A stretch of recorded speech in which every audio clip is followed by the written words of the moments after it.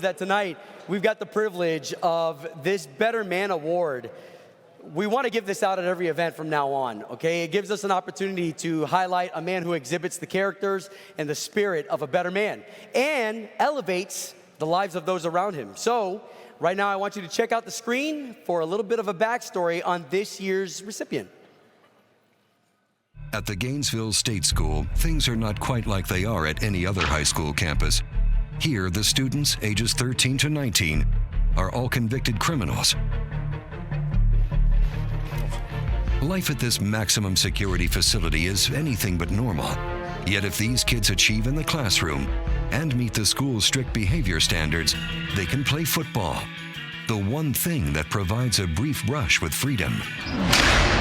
The chance of getting to smell that popcorn, the chance of seeing a cheerleader, the chance of hearing these people in the stands yelling and screaming and the band's playing and everything else like a football game, and that's what they look forward to. Yet for the Gainesville boys, every game is an away game. Every crowd an away crowd, most with little understanding or compassion.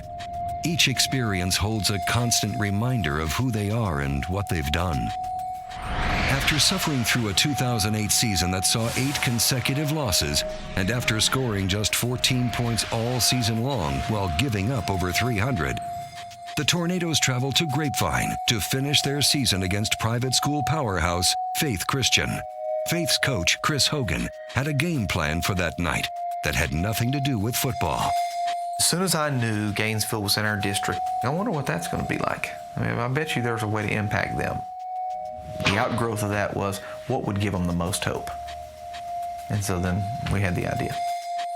Hogan sent an email to the entire Faith community, asking fans, students, and parents to do something out of the ordinary. Cheer for Gainesville and make these boys feel like they were their own. I just seen all them people right there, and I was just shocked, surprised. Then when I found out it was a spirit line, they wanted us to run through it. I mean, I don't know, it was just a good feeling to have. We just kept running to the other side, and it like we didn't want to stop. Like, it was just like a rush. Like, you couldn't stop. After they made the spirit line, they came and sat on our side. I was thinking, like, what are these people doing?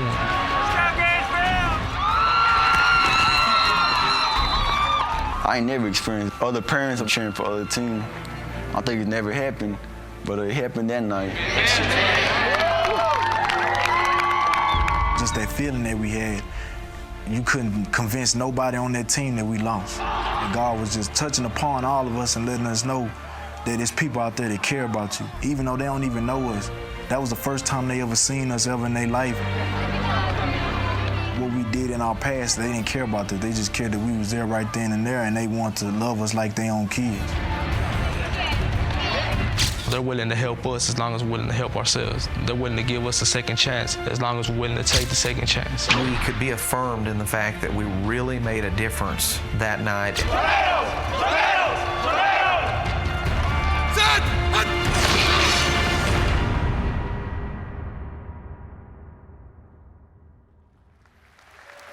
The man behind that game is Coach Kris Hogan, and after 17 years at Grapevine Faith, Kris is now the head coach at Cypress Christian School in Houston, Texas. And he is the recipient of the 2021 Better Man Award. Welcome out, Kris Hogan.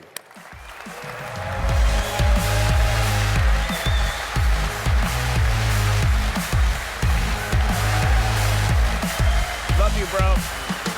Love you too.